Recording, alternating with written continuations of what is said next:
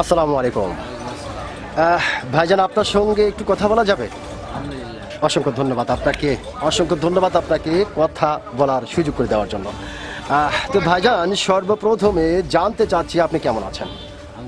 আলহামদুলিল্লাহ, যে আল্লাহ আপনাকে ভালো রেখেছে। তো ভাইজান, আপনার নামটা জানতে পারি? খায়রুল ইসলাম, চমৎকার একটি নাম আপনার। এবং আপনার নাম শুনে এবং আপনাকে সামনাসামনি দেখে যেটা বোঝা যাচ্ছে, আপনি অত্যন্ত একজন সাহসী মানুষ, এটা কিন্তু দেখে বোঝা যাচ্ছে ভাইজান। তো আসলে আপনি কি ভোটার হয়েছেন? ভোটার আপনি হয়েছেন। তো ভাইজান, আসলে আপনি কোন দেশের ভোটার হয়েছেন? কোন দেশের ভোটার হয়েছেন? বাংলাদেশের ভোটার আপনি হয়েছেন। আপনাকে অসংখ্য ধন্যবাদ। তো ভাইজান, যেহেতু আপনি বাংলাদেশের অত্যন্ত একজন সাহসী মানুষ এবং বাংলাদেশের ভোটার, বাংলাদেশের নাগরিক, সেই ক্ষেত্রে একটি বিষয় আপনার কাছ থেকে জানতে চাই।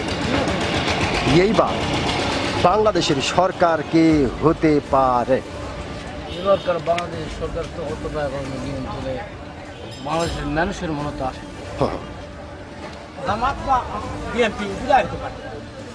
ওনাকে একটু বলতে দেন, আপনি আপনার মতো করে এবং যা আইডিয়া তা বলেন। আপনার আইডিয়া। আইডিয়ার বিষয় হলো জামাত এখনো তো দলের অংশ খুবই কম। হ্যাঁ, 4% আসার সম্ভাবনা বেশি। তার মানে জামাত থেকে একটু বেশি বিএনপি আসার সম্ভাবনা। অসংখ্য ধন্যবাদ আপনাকে, অসংখ্য ধন্যবাদ। খুব সুন্দর করে 5% আর 10% এই পর্যন্ত।